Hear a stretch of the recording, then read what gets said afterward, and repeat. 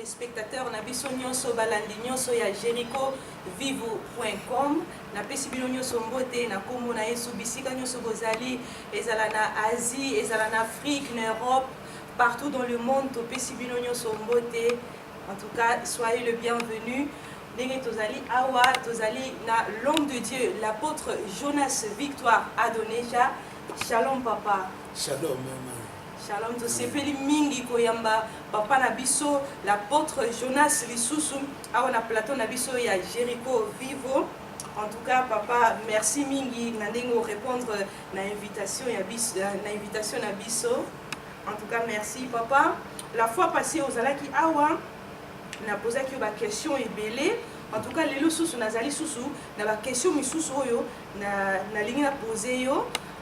Et là, vraiment, ils allaient pour tungisa ngai l'apôtre vraiment donc nazomo na ba divorce ebele et ceux qui peuvent sous ba catégorie ils ala ba jeune ils ala na ba mikolo donc ma bala ba famille séparation ils a beaucoup na kati ya ba famille na ebité papa soki okoki ko expliquer biso cause ya ba séparation oyo na kati ya mabota na kati ya mabala. En tout cas l'homme de Dieu na yebité ceux qui vous allez peut-être na réponse au copé sabiso. Merci. Shalom shalom na libota nyuso nzambe bazola ndabiso partout. C'est une question très importante. Ils ont nécessité que tu aies un mouvement où c'est d'après nzambe. Mais c'est plus d'abord la question. Et là, quand on a répondre que mais tout le monde a répondre était la philosophe de parler ce que je pense, mais j'aime bien trouver toutes les réponses dans le cadre de Malobanzambe. Amen, amen. Puisque ils ont la question mon côté tout les cambo mon côté ils ont la mokili où ils ont réponse tout ils ont éclaircissement dans la carte de la Bible. Donc la Bible, ils allaient GPS ou ils allaient lumière à ma communion sur la mokilio. Amen, amen. C'est juste que ce soit sondé, nous devons comprendre la cause. La question tout le monde qui d'abord, avant de répondre à vous, vous avez le premier thé, même la Bible, tout n'a pas Jésus, question wana. Wow, amen. Et na lingina tanga na bino na verset oyo na loba na Nzambe. Natangi na mukanda ya Matthieu. Natangi tangu bayi kotuna Jésus Christ na mukanda ya Matthieu 19. Alors, Bible zoloba que na Matthieu 19, Jésus affronta ki likambo yo face ya ba pharisiens. Bible lobi na Matthieu 19 na bandi na verset 3 ti na verset 9. Le pharisien l'abordeur et dit, pour l'éprouver, est-il permis à un homme de répudier sa femme pour un motif quelconque? Et sa question, il répondit, n'avez-vous pas lu que le Créateur, au commencement, Jésus a dit, au commencement fit l'homme et la femme, et qu'il dit, c'est pourquoi l'homme quittera son père et sa mère et s'attachera à sa femme. Et les deux deviendront une seule chair. Ainsi, ils ne sont plus deux, mais ils sont une seule chair. Alors Jésus a dit que l'homme donc ne sépare pas ce que Dieu a joint. Amen. Pourquoi donc lui dire-t-il, reprendre la deuxième question, Moïse a-t-il prescrit de donner à la femme une lettre de divorce et de la répudier? Il leur répondit, c'est à cause de la dureté de votre cœur que Moïse vous a permis de répudier vos femmes. Au commencement, il n'était pas ainsi. Mais je vous dis que c'est lui qui répudie sa femme, sauf pour l'infidélité et qui en épouse une autre, commet un adultère. Donc, la question oyo etali bamakambo ya mabala eza likambo ko munene oyo salama lelo na mokili lelo. D'abord, parmi les raisons, nous sommes sûrs que dans la minute où nous studio, bon, nous avons la mesure que nous abordons na temps moko mulai puisque ba heure eza calculé mais na komeka ko zoma élément oyo ezolakisa baraison to bacause ya badivorce, ya baséparation, bamultiple raison eza ebele. Mais tozonga na kati ya pensée ya Nzambe. Ntango bafarisien batuni Jésus, Jésus apesi bango lokola définition mpe sens ya libala. Mais Jésus aye koyebisa bango boye. Alobi problème ezali boye. Au commencement, na ebandeli. Donc il n'a qu'un raison, mbingi o ezo kena mabala. D'abord, la raison d'abord de la destruction mabala, en général, c'est le diable. Oui. Puisque l'ennemi, il y a libala, ezali Satan. Pourquoi Satan? Puisque la Bible dit déjà Satan est un adversaire. Et l'eau qu'on y a son ambassadeur ya malam, comme l'adversaire, a contredit pensée. C'est pour cela que tu vois quand il y a des divorces, ils se séparent, ils promenent son. Raison, c'est le diable qui est l'auteur. C'est le diable qui vient dans multiples stratégies pour d'une manière que boycotter penser en Zambé. Pour les balles, les inspiration les balles, les pensées qui viennent de Dieu. Institution en Zambé. Et Nzambe les balles. Parce que les bandes de Nzamba banda asbanda la famille. Yes, amen. Abanda la couple. Amen. Asali Adam, mais il faut mobile à l'accompagner. Yes. Alors il y a un moment où sans libala les a patrie, libala les a sacré, na mission Nzambe. Il y a un moment où le diable sans la cam minimiser libala, a mis ba multiples blocs et na kati mokili pour détruire le mariage.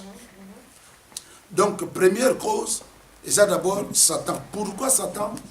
À cause de la base wana. Na ko expliquer après. Mais na lobby déjà Satan. Mais on a cause de Satan. Oui, Satan. Alors, deuxième point, et ça, c'est quoi le problème, il y a Jésus a eu au commencement. Et bandé. La cause de la divorce, c'est ça. Et ça, va commencement. Wow. Amen. Un mauvais départ, il y a ma balle et béni. Au monde, il y a la réalité. Il y a un mystère. Pour vous comprendre qu'il y a un mystère, tant que moi, c'est un balle, babalani baboti bana babimi na kati libala mais omona na kati ya bana na moko na ndi papa la ndi mama mususu mwana la ndi mutu moko famille donc ko sangana batu mbali mystère koti na kati yango bible bengi lobi mystère. Alors na commencement Jésus ici ba farisa bi problème ezali ye bande adjong si bango na pensant Nzambe dans le sens que ne bandeli Nzambe tanga bandi ko pesa ba base ya libala. Alors bi mobali a ko quitter. C'est-à-dire, premier élément, tu as ma base. Ma base, on les a suivis, on a un principe. Alors, mobali, on a quitté. Donc, on quitte l'accès à la famille. Donc, maintenant, il y a un principe, il y a une base, il y a une base. Donc, tout le monde, premier élément, de Turobaka, tout ce qui est dans le Libana, mais deuxième mesure affective, donc, bolingo. La carte de bolingo, balobi bako koma mutu moko, donc c'est-à-dire tant bango ba quitter akangami ba ko koma nzoto. Je crois dans le cas que j'ai expliqué dans troisième point. Mais premier point on a touché le les a quitter comme la famille. Mais quand on parle de famille c'est dans la réalité belle. Première base musu c'est la kanini. Je connais l'exemple dans ma famille belle. D'où tu as la victoire, tu as l'échec, mais après même moi-même, un jour, j'ai prié le Seigneur. Na bondeli pour na kokoye baba raison avec l'échec. Pourquoi? Na mitalinga mon mais Seigneur, quelles sont les raisons? Kola djung singa kaka toujours na ebandeli. Ba départ de la canine. Le no ko pesa exemple. Mutu ayeko balana, kotina ba famille. Ogiye sur la vie, on quitter donc au tiki famille, au tiki tradition, au tiki ba coutume, tu dépends plus de système où ils ont établi na katia mama bote beli. Yes. Mama bote ça na ba raison. Mususu ba accepta ka, mobala za na ba simine, ma mususu ko bala, c'est ba principe ba kisi. Donc beaucoup de choses. Mais hier sur la vie, il faut quitter d'abord la nini les botana. Alors donc tu dois que première cause à ma famille, première cause des alliés. Ceux qui battent ma balani bat quitter. Oui, wow. Donc beaucoup balana mais beaucoup quitter. Oko quitter physiquement et spirituellement. Amen, amen. Moutako quitter physiquement mais spirituellement à quitter. Oui. À ça toujours la même mode, il y a opération, il y a famine à y. yango mona mutu mususu abali mazala exemple tata nanga zali na basi mimbali basi mine biso na famille na biso mutabala na mwasi moko te donc a quitter na nzoto mais spirituellement là où les problèmes commencent à quitter te déjà mutako uta na famille exemple na pese exemple na ba famille mususu zali mutabotami na libala tanso zali na libala mibali azalaki mwana makao mama na yasaki na libala batu siko mutu wana abotami papa auti pe tanso na mobali auti na famille moko yepi libala zali na moté abotama kaka bongo papa na maman ne plus abala na quitter tu vois déjà ces raisons départ wana mobali auti babotaye babotani ba parents so babotani impudicité moi na botami maman petan mususu bien moi si bien mobali auti tan mususu maman ne be papa na ye babotaka na deuxième bureau siko couple mbale bakutani siko baye kukutana baye ko bana siko tala ba problème place e bandela ka batu ya mo c'est ça au commencement alors siko ba source wana et si quand ba problème batu ba kotelaka ya ngo wana mutu abala ni mena makambo ya famille ba kitete or ce que mutu kitete chaque famille ça la réalité et ça la règle et ça la loi ya mo moni bible so ba ke biso to sombami yeso bi bozaka ya moki bozala mokili bozala mokilité amen cela veut dire que tout ça ce qu'on dépend de mingte na ba système où est établi na mokili na ba famille na ba coutume na ba tradition ebele amen alors ce qui sikoyo mutu kitete tant ba kokutana wana ça déjà problème spirituellement abimi na ba système à famille abimi na ba loi o elia ka famille abimi na ba règle belete alors wana ça cause deuxièmement yami balé Jésus a solo bana bango alobi na bango tant expliquer bango ba ko quitter mais si bango siko cause mususu alobi moi sina mbali ba ko kabonate cause ezali infidélité. Donc l'infidélité, cela veut dire quoi? La cause, on a une alobela. Et là, on est l'infidélité, c'est au solo blanco. Parmi les éléments d'infidélité, on a du cause et impudicité. Et comment? Maman a un problème, on a une famille, on a un couple, on a un couple. C'est l'impudicité. Mais l'impudicité, comment? Moutou, bakutani, moi c'est un ban. Les autres sont mon danger et belé. Même cas là. Bah, bien on nous embêter. Babandi qui fiançailles. Mais babandi relation là on est kobo. Aoutina na problème à famille. Famille d'abord ça pas problème, il y a libala. Famille tant so bato babala kate. Bien famille abota matin so na source ya azaki mon ami balé, ni bala mi balé ou bien on ne sait jamais abota makinde ni abota ke na mobala batu, bien la moi sabatu. Tu vois déjà source za mabe. Oui. C'est quand on a ekobala à côté déjà là ba problème wana ba oya ba lignée wana et yé comme même na libala. Mobali pa wuti ba kangani. C'est ko ole ba bandana nzambe. Au moins ba bandi na ikobo. Moi si nanga na kobala, c'est comme batunyo so mingi tant ba bin nzambete. Or tango batu ba bandi libala na ekobo. Bazo be azo sa be kobo, impudicité, ce qu'on oublie ekobo ezali eza dompté, mais c'est un esprit. Et ça, esprit, on va bien l'esprit de l'impudicité. C'est qu'autant que tu bandis, la relation marche, il y a voyage, il y a mariage, il y a kobo. Au moins, on va c'est kobo normal. Après, si manango, il faut se présenter dans la famille. Or, il y a un biso monanga, peut balandi na biso. Départ, on a bandi na ekobo. Donc, pour éviter maintenant, troisième personne. On y a côté déjà. On y a quoi quatre alliances il y a par exemple payé ekobo. Bandi maman qui chérie, qui fiancé, maintenant ekobo. Ekobo ça n'y a pas esprit. Bino batu bo éviter à côté katina bino. Tant ekobo a kokota. Boko ça na bino bien. Bandi bien. Mais le col à cet esprit est invité. N'a départ à vie na bino. Boko kende na bino malamu. Au monde ah bon, toi qui n'est pas ma famille, bon qui n'est pas ma famille, bon se présenter. Et ce qui est dangereux aujourd'hui même, là on a souvent en Europe, on a fonctionné. Au moment de fiançailles, fiançailles c'est libala terre. Mais fiançailles, il y a potonné na moni lelo. Donc ils ont comme alors battu déjà bon petit bango privilège que bobalani. Au moment de battu bako sala, on dirait que ça libala ça d'autres. Et ça ka fiançailles à pamba mais ekeli na manière moko Et puis si on a accès à Ekobo déjà. Oui. Ça, ce sont des dangers où sont les canapoto. Alors maintenant, yo kamon nangai, bokei sikoyo na ba famille, bo se présenter fiancé, bo futi ba dot Ekobo azali. Esprit on a kota na bino azali. Azokende na bino. Azani yoka abombami. Bokomona été. Bokei bo l'équipe na église. Pasteur Passanini, Bapamboli. Nyoka, Azana Bino. Bozo tambula na esprit na destructeur oya koti. Lokola boke naye, boko fan de la bino 20 ans. Pourquoi Jésus a traité les démons lui n'a pas le pouvoir pas ba serpent. Serpent dangereux. Nyoka a ko kota na famille, na vie bo monete. Nyoka soka kota ko bombama. Alors lokola bino ata bo fandi na bino. Bozo continuer na bino, boko bo taper bana. Mais lokola bokoti ça déjà nyoka na ebandeli. Donc bokoti ça déjà bobanda na impudicité. Alors impudicité la ko tambola na bino ata après même 15 ans 20 ans. Yeba ke a manifester sikoyo. Aza obligé à bota ba fruit na ye. Ya mona ka sikoyo batata babalani soit moko a banda lokuta, moko fa tromper kaka mutu. A tromper pourquoi? Puisque déjà na kati ya libana wana ata ba leka une église. Ataba kenda kini ba sele ba procédure lokola nyoka zala ki stopper te ba tellement quitté pour ba stopper il y a côté à ça droit légal. Le diable ne peut pas entrer ceux qui portent zala quitté.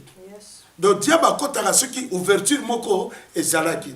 Donc nyoka na nenga côté ba tuna kati ya euphorie na sentiment bazo ba la bango teke to balani bon lokola to balani bango sili et sili normal na ba principe. Mais le serpent binonaye, bo silanité, il y a lingi pe abombami à quoi accompagner. Boko fan, boboti, bo sali makamunyo surtout bo lingi bozo kende pe na vie. Moko kamwa kaka siko na kati na bino, l'esprit bino bobanda ki na ye, yene muta banda siko ba problème. Puisque nous devons d'abord koyeba que tango esprit ya impudicité, à côté na kati ya famille, yeba ke molimo na travailler ye mon côté. Yango mona ka siko. Esprit impudicité, lokola boye na ye, impudicité koti na bino. Moi si, to mubali, moko abandaka impudicité. Moko na bino, yango mona kata bato baza marié, baza marié. Baza ne papa, baza maman, mona komo to moi si monsieur libanda. Puisque l'esprit wana akotaki, il est là, il faut continuer son travail. Puisque ça une invitation légale, il y a ebandeli. Le diable ne doit pas changer. Pour yum to bali le l'église ce côté na ba principe était alors c'est comme li mwana ekobo tangu ya kokota na bino lobi romona na libala mobali abandi ko tromper azana mwasine na ndako bana omuna oh akumba bana ser moko tekina akumba na frère moko ce qui mobali te mwasi moko na bino azala toujours attaquer ne kobo omuna tasu mwasi azana mobali abandi tromper mobali azo tromper pour la niaisette. Et ça peut mobilité. Mais l'esprit wana a kotaki na bino ne bandeli azako accompagner libala. Yango bibelobi l'homme quittera. Mais c'est quoi ce qui est kobo à côté ayaka nani. Il faut y déjà kobo ayaka yé mon côté. Premièrement, il faut y que esprit kobo tango koya et continue na famille et lokami balé et kobo ko benga na famille zani lokuta. Parce que montazo ça les kobo aza obligé abanda lokuta na ndako. Oui, obligatoire. Abandi ko tromper la qui a pas la qui bo. Donc l'esprit à mensonge à sanini à rejoindre. Yes. Après mensonge, esprit ni sous ce qu'on landa. Le ko les a famille, les a lignée, yamabe koti. Beaucoup na ndako na butu, papa la na se, maman la likolo. Nyoba lali mutu na côté na. Ou bien mokala na divan, mokala colère bandi. Donc l'intimité est ben déjà kokufa na kati ya famille. Alors maintenant, tout cela, et ça processus, il y a esprit, il y a divorce. Alors, tant que vous avez côté, l'esprit, il y a divorce. Puisque tant que divorce, il y a kota, abandi la ko menacer bino. Abandi o menacer bino, alors, bando comme déjà até, ngali balo na lembi, makambo bele bele bando kota. Alors divorce a comme la bino ni, a comme la bino ba parole la malédiction. Omokonga mobali yoyo, moi si yoyo, mutabandi ko la kamabe. Le malédiction maintenant commence à s'installer. Autant au divorce à côté, problème n'est aligné. Problème de divorce c'est que femme la malédiction, hein, bolinga boningate. Puisque moko akokoma na ba parole moko maudite abandi ko maudire moninga yo kutu ya mobali yo okokana ngai te yo. Donc il y aura des histoires qui vont commencer. Yo yebi mibali balinga kanga yo kutu no kende no wapi des histoires comme ça. Or mibali ngo balinga ki yo na basi yango wana poni babala te. C'est ça. Donc ce qu'on va dire surtout tout ça que to comme ko assister c'est comme un scénario esprit colère. Yo kutu moi so yo mobali yo uta pina vina ngai yo kutu yo nini yo bi mibali na reketaka vina ba parole wana et ko sala ke e bandi ko benga ba esprit ba démon mabe ba bandi ko kota ko s'installer lobi na ngo divorce ça nini et mon ami si ma divorce yeba ke mutu ya ko kende gauche à droite ceux qui ba na nzambe te suka na ngomona mutakomi na gauche akomi olinga lobi na malade en sani à côté yango mona moko otikala tike na passe na souci au mona malade à côté tension basi mususu bien mibali mususu bakoma malade na kati ya ba couple akomi na tension motema akomi na oyo akomi na ba problème ebele akomi na ba paralysie. Donc maladie l'esprit malade mon fait côté si ma maladie et l'homme se côté zanini suka nango ce qui nzamba est intervenir te na via mutu et là on est même pas mutu liwa omoni. Donc cela veut dire quoi? Donc nous surtout wana et où tu as et où tu n'es Jésus lobi au commencement to tanga mo to leki bongo mais problème ce n'est pas makambo zo mona lelo c'est que ça na racine c'est que ça les siko e bandaki yango tango atanje te ko le bimisi beta bambume kobota lobi et on peut ça va résultat. Oui, amen. Alors pour ne éviter que lobi bozala accompagner l'esprit nzambe libala nanga yo o régner na yango à l'alliance de nzambe libala na l'esprit est stoppé. Vous comprenez? Donc problème est salaka et ça va problème ba multiples problèmes. Alors parmi les raisons on a lobby la epse qui bino hôtel monsieur ezalo ni Satan. Oui. Satan quand Satan soit à côté sika Satan n'arrange rien. Puisqu'il y a des démons qui ont préparé une mission à des démons détruire les familles, détruire les couples. Ou on a un objectif, il y a Satan. Donc le diable a une commune famille. Pour dire qu'il y a une famille, c'est la reproduction. Famille, tu vas sangana, barbota. Barbota, pasteur, prophète, barbota. Puisque loi kobota, c'est la procréation, c'est ensemble. Et ça, c'est pour l'église, pour la chrétien, ou on a un mibeko, ils ont mis le pour l'être humain. Et ça, c'est la mais diable a une multiplication, diable a une stérilité. Alors maintenant, problème où ils ont na kati, c'est que Satan, soit du possession, contrôle, ou à un point de repère, démon à kotaki, même après 20 ans, point ni mabala na 20 ans kufa, point ni mabala na 25 ans kufa, point ni mabala na 30 ans kufa.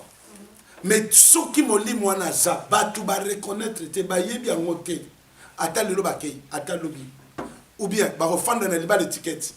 Bazane bala combo moi sinanga mobali nanga mais au fait ce sont deux personnes na kata ndako moko balingana kutu pété osomona puisque mutarome ma esprit ça c'est toujours cet esprit là omona ba fandi na misu bozo benga au couple interne et ça combo mais ba omo ba yebi que to ça na faux couple to ça apparence puisque bolingo et kufa omona bolingo kufina maloba mabe koyina moninga makambo belé cela va et comme ma conséquence ya moni biloko yo salam. Mais maintenant pour te stopper babiloko ana raison ça moko nous devons premier miracle à Jésus pour la nini sagesse nzambe Jésus a bandi miracle na libala puisque même le commencement et bandaki na libala ya temps Jésus a bandi ministère na ye premier okende ozakana mobali moko abandota na mwasi no mabe oza mobali moko be mwasi moko abandota na mobali no mabe pour la ninda kwa nzamba Satan là où le diable règne il n'y a pas la paix. Amen. Il y a toujours des désordres. Amen. Il y a toujours des problèmes sukanango vena bino plaisir bolinga sans Jésus et voir même la bino nini ba problème problème. Amen. Puisque le diable ne range rien. Quand le diable vient la Bible dit Satan koyate Atika Jean 10. Non. Le voleur ne vient que pour dérober. Aoui Babyloni. Et c'est mon Dieu sur l'ibal. Aoui Babyloni. Aoui Babyloni, tout ce qui est prescrit dans la Bible. Amen. Il y a un moment dit Jésus a lobby. batubako kabanate sauf pourquoi l'infidélité pour biberebi moi si na mobile bako s'attacher mais bako koma nzoto moko or l'infidélité l'impudicité ça va être nzoto maintenant pour que va tenir bien il faut que Jésus aya molimo na nzamba comme régner pour que batu ba faire de semona kimia sans Jésus sans le Saint-Esprit papa ba couple ba sona na bilanga fa Amélie penza mo na Amélie mo sinaï alangwa yeli mo sinaï penza a dit ba musique ya mabe abano betle ba nzembo pour na opérer la réponse dans ce benga sous ba démon destruction tout cela c'est l'œuvre du diable il y a un tolobi que le fondement ma fondation Jésus a dit au commencement il y a un ça malam tant yo bala ni to so bala biso mi bali basi mieux oyeba moi si no pa utiwa mobali pa uti na famille alors na kati biloko na bulu kata mutanzamba pese bino sagesse et loko c'est important mutako sauter na ba lignée ba réalité zali mutakolo baba lien existera te akosi le lien existe même dans la Bible Abraham a boté Isaac n'a pas ça bon Isaac a boté c'est comme Jacob né sous tsunami le même lien qui continue et il y a qu'à ce qu'on tombe pas Isaac donc bah lien c'est normal c'est pour cela que c'est important yo utiwa angana utiwa utiwa batuba zo temps pour que vous semble batuba zo temps ya ko lukanzambe ko kata ba lien ya mo bibelobi l'homme quittera donc boko quitter ba msuba na famille na bango okomona o famille uti boye o makambu boye il faut ba zo temps ba prier ko kata ba biloko nyonso ya mo yeso lobi oko quitter puisque soko quitter famille alors parmi ba spé et ça ne l'homme sous kobo ça sa coutume ba famille surtout na ba famille africaine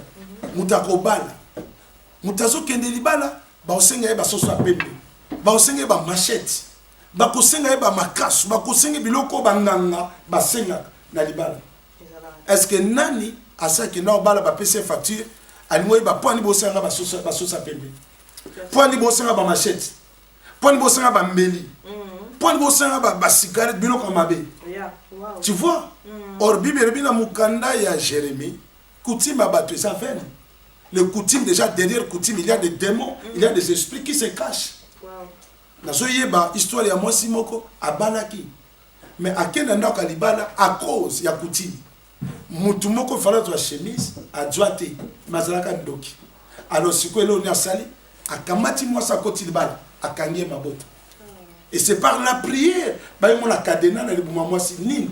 Et le Seigneur révèle que moi, si yo, tant à balaki, moko a dit que l'eau a été au Seigneur na liste à côté. Akamati li bala, akamati li bomamutu, akani. Tu vois, il y a moi là-bas dans Nzambe. Vous devez faire attention, na ba départ, na ba biandeli. Il y a moi Jésus lobi. Au commencement. Donc elle nous dit ça bango que bozonga ne bandeli. Mobali a ko quitter. Donc, le problème est qu'il faut un système spirituel et physique. Où est Zali na mabota na bino. Quand on bâtit qu'il y a na bali na muluba, biso la famille na biso, il faut tout ça la chibaou, il faut moi ça la boy. Ça c'est déjà spirituellement beaucoup de bondo. Mais un jour il détruit bino. Quand on bâtit qu'il y a na biso, biso tout ça boy. Non. Ceux qui bossent pas dans Nzambe, les balles c'est bon vivre d'après la parole du Seigneur. Amen. Et ceux qui vont vivre votre coutume et fandi. Net moi c'est pas battu problème. Il faut ma famille ba ko lobela makambola. Mais c'est quoi ça? Famille baya. Baye faut ba ko loba. Baba ni ko fou comme ça moi si bien mon père. Donc des choses et des choses qui se passent dans le niveau coutume. Ya momoni biso to za bana Nzambe, nous devons faire attention. Les loba mabala mingi zangi kimia. Mais tala libala nyoso zangi kimia. Ma bala détruit, ma famille détruit, landa ba source. Okomona ke ezala papa, ezala maman, tangu bo bandaka liboso, bo mi batela ka teme to bandaka ba vina ba ekobo. Yangolo moni ekobo, c'est démon azala invité à bombama na kati lobby akobanda reproduction ya ninga bandaka na bino. Yango Jésus lobi na ibande. Donc ce que je peux inviter les gens, yakotala ke to bandaka na ekobo. Ceux qui aussi vont bonder pardon, c'est très important de chercher un homme de Dieu. Parce que Bible est le baboye, a pesi nzamba pesi pouvoir wana. alobi na mutu ya nzambe abondimela nzambe bozala makasi et pas bato ya nzambe ya solo boko réussir. Lorsque l'homme de Dieu a ça pour orienter et pour demander aussi pardon miséricorde dans nzambe et bato ba comprendre ba réalité wana ba ko so ba renouveler alliance na bona nzambe balobi que voilà départ na biso zalaka mabe tokendaka na bekobo tokendaka na boye alors lelo libala ngo zaka esengote lelo ezakaka surtout libala ekomi bon nafandaka po na bada nafandaka natalika sitoboti est-ce que moi sinon bato balingana po na bana non bana bazama kaboko uta et pas ya nzambe amen donc bana bazaba dans le bakokola bakokeni ndeki mo yo bali pe yo uti na famille mais oso bima la famille na bino non bana bazama kabo mais soki bolingo kufi atofanda kakawa po omoni to sitoboti déjà bana te il faut bon renouveler bolingo na bino boluka bato nzambe et ça ba départ est-ce que esprit wana memaka yo memaka le bande akenda est-ce que nyoka wana bobimise déjà tant qu'abimate à sa famille ata bosalimu la boni le diable reste le diable vous serez toujours tourmentés dans vos vies. Amen. Amen. Donc vous devez chercher un homme de Dieu pour dire à l'homme de Dieu écoutez là nous avons commencé mal maintenant nous demandons pardon à Dieu nzambe azanzambe bosengi nzambe pardon nzambe na likamwana vous comprendre et on prie le Seigneur on brise les malédictions on chasse l'autorité de cet esprit où ils ont investi et maintenant bah tu vas renouveler l'alliance là-bas on renouvelle l'alliance et le but est que tu sais le fait ça non vous pouvez le faire même dans la maison mutu na nzamba ye bo solo li bo prier et puis bo sali o nyonso sengi bo sala et l'alliance est renouvelée bo tu peux aller na sikavia sikana nzambe bo kei yango moni mwana na ngai cause ya ba divorce ça ba raison belé parmi ba raison yango na lobi ndambo et je fais attention c'est une ba jeune ba bala lelo ba jeune fiançailles tant ba ko banda fiançailles donc fiançailles n'existe plus. Fiançailles égale adultère, égale le couple. Oui. Ceux qui m'ont dit que pas mes parents, a du privilège à côté de mes parents, et l'action, on a pas beau te couper en chambre. Bah, il dit que c'est le couple. Bah, on va te prendre ta balle à moi en abisso. Et ça regrettable. Et ça mawa. Donc, tout ça, on a fiancé moi en abisso, à côté de Nenaye, bah là, on a fiancé, ils font tout, mais tout ça, va sortir. Ni les autres tombent. Les conséquences viendront, puisque la Bible est claire. Le salaire du péché, c'est la mort. Amen. Quand le péché, quand il péché, il y a le virus. Et ça, le virus, c'est que continue à kachamutu. Et qu'on va se développer. Malembe, le bien qu'on détruit mutu, le bien qu'on ça toujours me faire ma baie. Yamana, c'est important. Na kachamabala, pour que tout ce carré na satanté, nous devons inviter Jésus. Et ça, il est son côté. Là, nous allons comprendre maintenant la profondeur. Puisque Jésus a ensemble. Amen. Yango Bible bi beaucoup s'attacher. Ko s'attacher ngolo banini. Beaucoup na partie affective ya bolingo. Amen. Beaucoup mi mon côté dans le sens ya. Beaucoup mi siko dans bolingo. Mon côté là c'est que nous tenons comme yanga et comme yaye. Ce n'est pas que boza ba tumi ba les différents. Puisque yango toloba toujours que ah mobile na la caractère boy. Moi ça va la caractère boy. Kasi bon pas ni ba caractère ba boza moko. Wow. Il faut bien comprendre le vrai sens de Moko. Moko le but est que binom bale besoin la même caractère. Binomi bale besoin la complémentarité. Moi ça c'est la mission ya ko aider. Mobali pe ça la mission le quoi visionnaire oiseau kamba, sentinelle azo kengela. Amen. Mais pour sentinelle kengela peut bien, il faut ça la aider. Ce qui moi ça comprendre c'est qu'il faut aider. Muto ya edaka, il y a ça plus fort que muto baza ko aider. Alors ce que muto ya zo ko aider faut ba kenga na za musungi. Tout va libana, banibali bazala bon simple papa. Moi, mobali problème n'est bon marabaki. Tant douceur équipe na famille. Kande koti. Tant mon limo à koti kande comme allons à comme. Vous savez, neti bas mususu mobile. Yo Philippe, na banana. Yo. Ah ben mobile yo. Oh ben yo. Hein? Yo banana yo. Ozona yo lo. Donc ba yo anda comme ma toujours kaka yo lo kana kata famille. Yango moni tout ça là-bas, situation triste où le diable détruit le mariage, puisque ma fondation, ma fondement est à ma baie. Il y a moins des important qu'on a un commencement. To balani, mais to ignorer la réalité spirituelle de ma famille. Outi wapi, nape na outi wapi. Obota mandenge nini pe, netinga.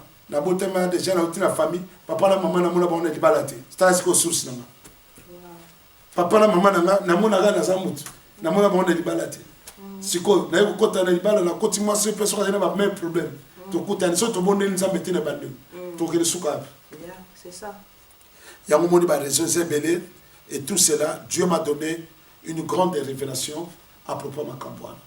C'est par la prière tant dans le Kinzambe Nzamba Ebsinga fils au commencement.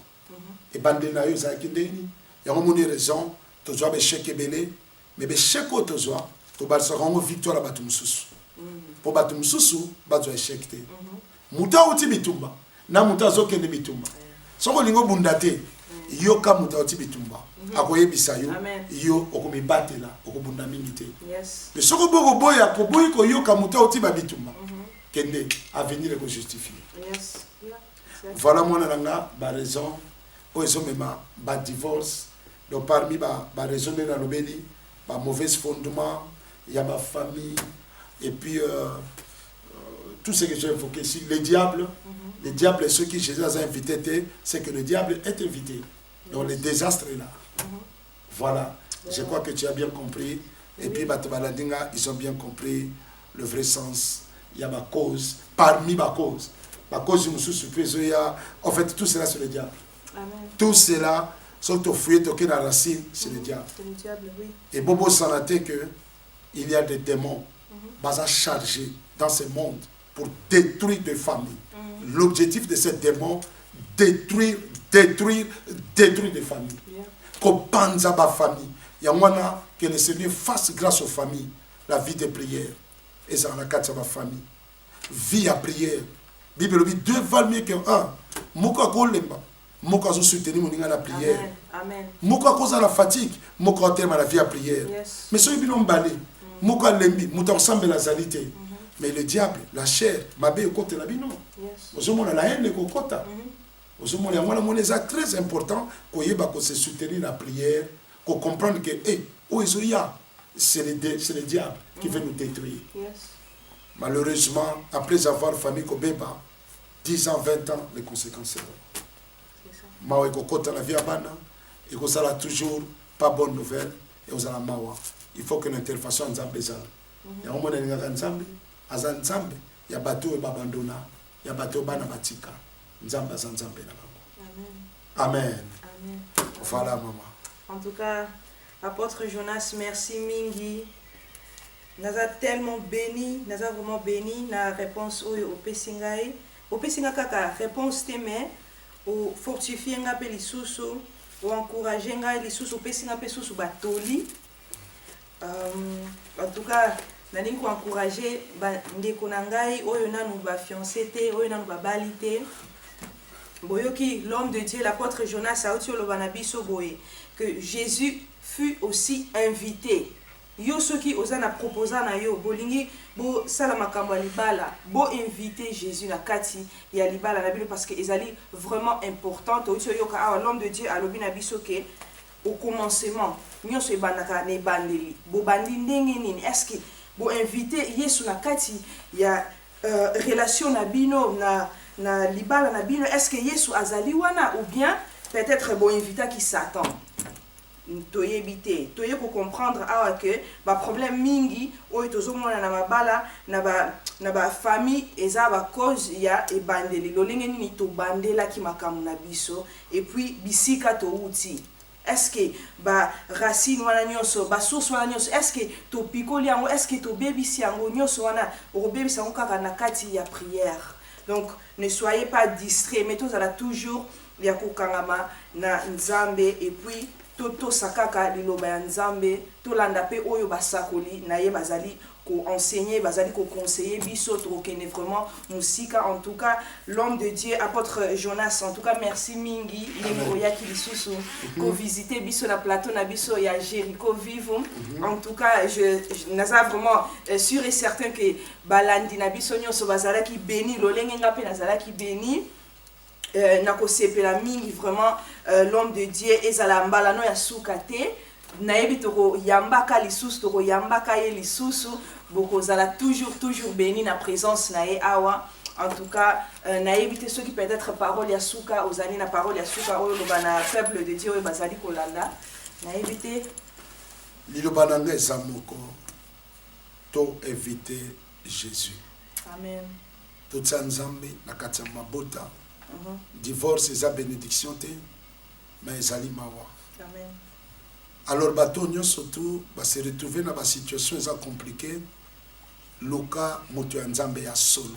Yes. Bato nzambe bazali ya vrai loka moto nzambe ya solo alingaka nzambe o abangaka nzambe kutana na ye solo na ye soka za moto nzambe ya solo akoyebisa yo nini sengoli osala puisque tango kimezate na kati ba famille ça fait mal. Tango pezate libala ezelo kwa kimia libala ezelo ko esengo mais le diable vient pour abebisango yango tokoloba na bana na nzambe putia Yesu bo éviter Jésus bo bimisa ba distraction mingi na ba famille bo bimisa ta ekomi mabe tant to komi nango ceux qui nzamba font biso misto mona ce qui se passe okoyoka passe dans la makambo sur le kalelo eza comme on dit ici c'est eza dramatique. Le divorce c'est comme le komoko bakabona la bangote baza divorcé donc les gens ne trouvent plus si gravité à makambwana. Yes. Mais or Jésus a pris ba règle na ba principe ba cause ezali wana ou bien ba abandon en famille ba fidélité ba raison sont ba la koufi et ça ba raison. Alors ba msusu peut tomber na divorce mais ça la divorce il faut faire attention. Moussou Bolbaza divorcé, mais il y a divorcé. Divorcé, c'est qui? Puisqu'il a toujours l'auteur, ou a le divorce. Mais Moussou a le divorce. Mais Moussou, il y a toutes les démarches à divorce. C'est qui est divorcé. Il faut bien comprendre toutes ces choses-là. Batolaka est Akabana. Mais Akabana, est-ce que toi tu connais bien l'affaire? Est-ce que Nana Zaki à la base, il y a pour ça le démarche? Peut-être Moubali. Mutase ba démarche qui a divorcé abimé atiki mwasi aki obala mususu bien kendana ye ou bien bandi basi mususu ou bien donc il y a toujours mutubo ouais atikali est-ce qu'il y a divorcé et ça la moto ya zalaka toujours soit mwasi to mobali o ya provokaka divorce wana aboy quand on se peut appeler si ba conseil mais il refuse hein? Oui. Aboy alors non je veux pas à cause il y a le tala papa maman oh nyo se me marona le couteau on ba démon. Le démon vient pour manipuler l'intelligence. Yes. Baoko sayo. Parce que c'est qu'attends que tu libales koufi. Libale bele balingaka. Mobali wana koka na hote. Est-ce que mobali wana jar na yo? Moi son jar na yo. Et ba mensonge. Oyo kono kuta. Okomiso o se tromper. Ba jar ozo kanza ba jar. Et ozala ba jar ya batono. Ba jar obiso en Afrique. Osala bele. Oui. Ceux qui les kamboza, bunda na nzambe bobenga nzambe bombisa. Amen. Mais ceux qui moboy on moni pena kete na lembi papa soko kufi mtaki na tort le boss se repentir osonga na nzambe sinon pas nzambe tu vas regretter le jour de ta mort. Amen. Mukola kufa na onde okoyeba pourquoi j'ai fait cela. Yes. Ya mwana mwina kati libala seke na ngoloba ya suka to tsa pardon. Toza na humilité. Moi si to mubali et ça na ba couple moi ça jamais pardon. Pour ba papa pardon te. Donc il y a pardon faut mobile ya ka maman pour mobile na poto bazalaka balata na jipi et puis basi mususu pe mbali mususu jamais ça na pardon le corps va pèser qui chef quand on a jardin d'Éden donc casa général il y a pardon singa kate faute or la nyo surtout faute de sa pardon et ça na kati amen muto prendre conscience à reconnaître te na sa mabe libisanga yes pe cause mususu ya ba divorce ya manka pardon. Pardon et orgueil côté ma Yes. Voilà, il y a un lobby que solution, réponse est à Jésus. Le Seigneur peut recommencer pour nous sauver Kokufa. Amen. Il suffit Tomi Kitisa, na motema moko ya motema mon sincère avec beaucoup de l'alliance et nous avons restauré ma bala. Et ma jeune boké ba impudicité. Qui fiançailles nabino et comme ma balate. Yes. Nzamba kosambisa bato nyonso bazosala ba impudicité ba adultère il y aura un jour le jugement de Dieu. Amen. Amen. Amen. Amen. Thank you Jesus. En tout cas Nzambe apambola yo apôtre Jonas. Yes Lord. Nzambe apambola yo vraiment abakisa lisusu ya mingi. En tout cas merci mingi na ba téléspectateurs na biso oyo bauti olanda biso. En tout cas biso bagente outi oyoka yango tokeba na impudicité, tokeba na impudicité. En tout cas nalingi nasenga pe merci na PDG ya Jericho Vivo, papa na biso Kadiso azali papa na ngai, frère Cephas, nzambe apambola yo lisusu.